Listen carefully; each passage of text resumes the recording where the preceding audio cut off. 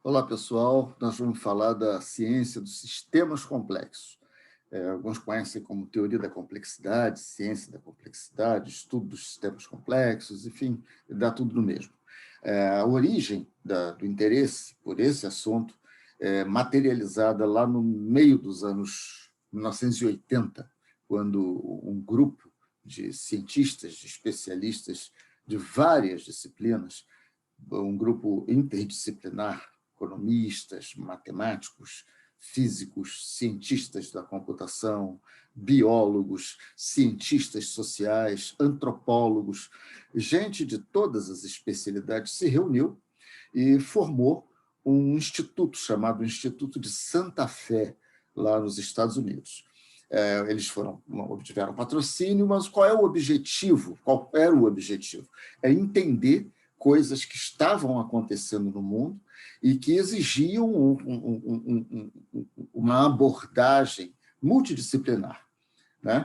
Não cada especialidade separada falando a sua coisa, mas tentar entender essas coisas, porque parecia que havia raízes comuns, fundamentos comuns. Que tipo de coisa eu estou me referindo? Por exemplo, por que a União Soviética, depois de 40 anos de hegemonia lá no leste europeu, perdeu essa hegemonia durante um ano só. Durante 1989, ela deixou de ser hegemônica, e 2 anos depois, a própria União Soviética acabou, derreteu, desmoronou. Por que existem tantos terremotos pequenos? Terremoto, abalo de terra. E, de repente, aparece um grandão que ninguém esperava, ninguém podia prever. Então, eu estou falando num sistema político, agora estou falando num sistema mecânico. O que essas coisas têm a ver uma com a outra? Por que sei lá, há 4 bilhões de anos atrás, uma sopa de aminoácidos, de espécies químicas que nadava aí pelos oceanos do planeta Terra, resolveu se juntar e formar uma célula viva, né? De onde é que vem isso? Essa cooperação assim, espontânea? Por que mas muito tempo depois, 600 bilhões de anos atrás, essas células resolveram elas mesmas colaborar para constituir organismos? Eu e você somos produtos dessa colaboração. Por que uma maçaroca, sem charme nenhum, que a gente chama de cérebro, né? Como é que essa coisa produz, né, sentimentos, emoções, pensamentos, consciência, sentimentos subjetivos? De onde é que vem isso?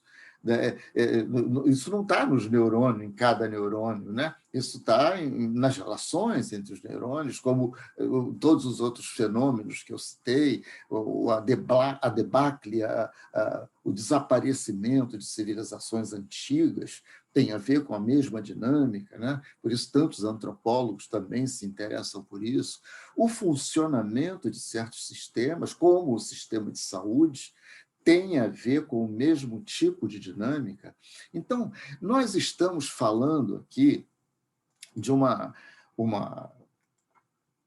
abordagem multidisciplinar que busca entender relações. A ciência da complexidade, eu recomendo esse livro que está aí, ele é esse que eu estou mostrando, é um livro que apareceu em 1992, é o melhor livro para quem quer entender como é que começou a história. É um livro que não precisa ter nenhuma formação técnica para entender, é um livro simples, é um livro para os leigos, e conta a história da formação do Instituto de Santa Fé, né, através das histórias dos cientistas individuais que constituíram o Instituto. É muito interessante, muito bem escrito, e se tornou um clássico desse assunto, né? Então, é um livro que eu recomendo, infelizmente não tem em português, mas ele é fácil de achar em e-book, está disponível na Amazon, está disponível nas livrarias virtuais brasileiras também.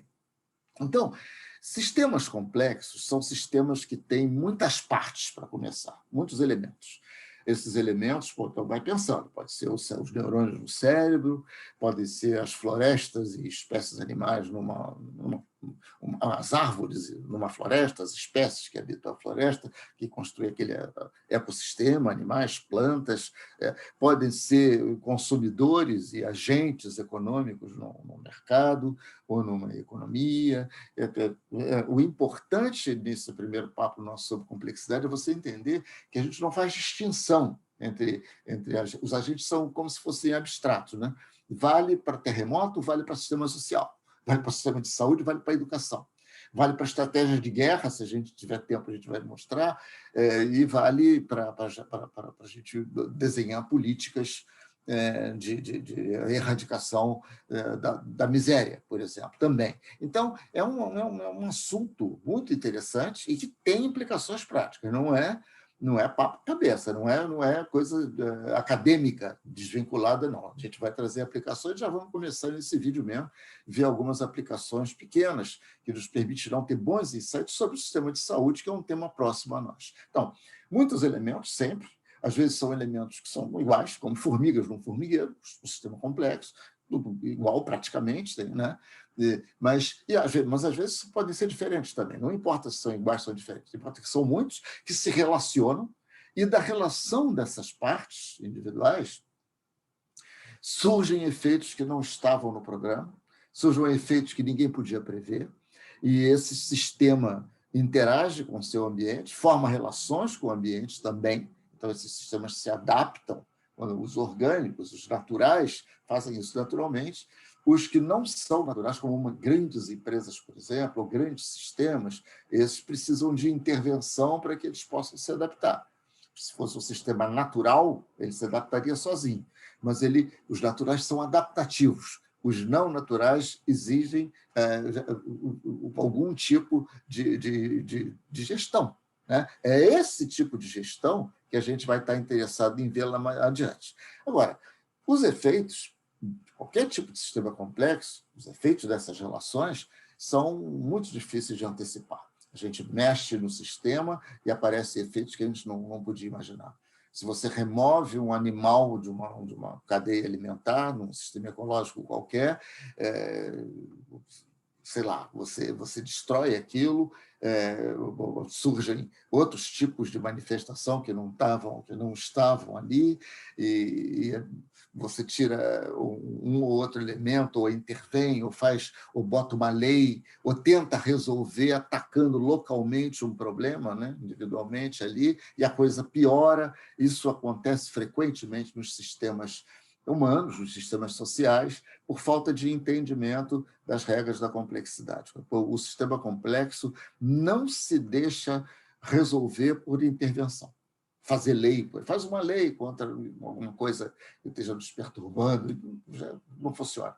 E geralmente gera efeitos contra a guerra do tráfico, por exemplo, né? Isso é um sistema que a gente está tratando, é um problema social, um problema grave, que não tem solução se a gente não entender a lógica da complexidade. Então, para resumir, o sistema complexo tem muitos elementos, podem ser iguais, podem ser diferentes, mas são muitos elementos que interagem. Da interação desses elementos surgem efeitos que não estão em nenhum dos elementos que estavam interagindo. Então, a consciência humana não está no neurônio, está na relação entre os neurônios. A personalidade, vamos dizer, de uma ecologia, de uma floresta, né, não está nas árvores individuais ou nas espécies que habitam, né? Está no ecossistema, está no sistema. Então, aparecem efeitos que não estavam programados, que não eram antecipados. Esses efeitos exercem efeitos de volta, de feedback, sobre os elementos que o geraram. É muito comum em saúde, a gente pode perceber claramente. A gente chama isso de efeito emergente. Efeito emergente é um efeito que emerge, ele aparece das ligações. Então, se todo ano nós temos que pagar 20% a mais no nosso plano de saúde, isso é um efeito emergente. Ele surge porque tem alguma coisa que não está funcional nesse sistema. Nós vamos ver um pouquinho disso lá adiante. Então, essa é a intenção, né? Nós vamos utilizar alguns desses insights, podia utilizar em vários exemplos que a literatura dá. Tem um outro livro que eu vou me referir daqui a pouquinho, que trata de problemas práticos, né, em vários sistemas, inclusive de saúde, mas educação, por exemplo, né, sistemas sociais, de um modo geral, política de meio ambiente, política de conservação, tudo isso tem que ser tratado através de uma abordagem diferente das abordagens que a gente está acostumado. Eu mesmo usei a abordagem da complexidade desse livro, é um livro que está esgotado, livro de 2015, ainda não tive tempo de relançá-lo, mas pretendo fazer assim que seja possível, né? Então, a ideia é utilizar alguns insights da complexidade para chegar a algumas soluções bacanas. Vou dar algumas dicas do que eu estou falando. Por exemplo, para que um sistema complexo, desse tipo que eu citei, desses vários que eu citei, para que ele se sustente, ele tem que estar sintonizado em todas as escalas. O que é que eu quero dizer? Eu quero dizer que cada pedacinho do sistema tem que ser coerente com o sistema todo, né? Dizemos que o arranjo desse sistema tem que ser fractal, é o termo que a gente usa. Fractal significa exatamente isso que eu estou falando. Se cada pedaço da coisa, do sistema, reproduz ou é coerente, né? É uma miniatura da coisa inteira. Tem que estar coerente com a coisa inteira. O mesmo tipo de estrutura em todas as escalas. Vejam como isso é interessante. Isso é uma característica do sistema complexo. Tá? Imagina um sistema de saúde que a gente conhece, tem alguém que paga, né? Uma empresa que paga para o usuário utilizar o sistema, essa empresa contrata uma operadora, um plano de saúde, que, por sua vez, contrata uma rede de prestadores. Isso é um sistema, olha. Né? É uma rede de hospitais, laboratórios, médicos, consultórios, etc. Esse pessoal, do seu lado, contrata medicamentos, os hospitais contratam próteses, enfim, que a gente chama de indústria. Né? No fundo, na verdade, esse sistema tem alguma coisa esquisita com ele, porque ninguém sabe direito pelo que está pagando. Né? A discussão está sempre em torno do dinheiro que se gasta, falta alguma coisa aí. O que falta nesse sistema, se a gente quiser usar a linguagem da complexidade, é exatamente a coerência entre as demandas de cada agente. A saúde não forma um sistema fractal. A gente fica querendo efeitos espetaculares num sistema que é torto. Vou tentar explicar isso um pouquinho. Então, tem a empresa que contrata o plano, que quer preservar a saúde dos seus funcionários, enfim, com custos controlados.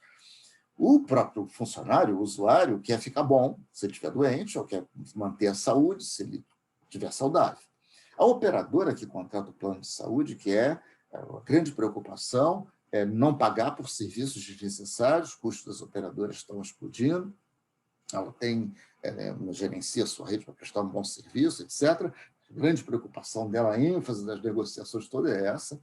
Por outro lado, os prestadores, hospitais, laboratórios, etc., querem receber pelo que fazem, querem receber em dia, sem glosa, sem desgaste, que é uma coisa frequente, acontece toda hora, e a indústria de materiais, medicamentos, quer demonstrar que os seus produtos são bons, compre a minha prótese, use a minha prótese, seu hospital, e não do meu concorrente, etc.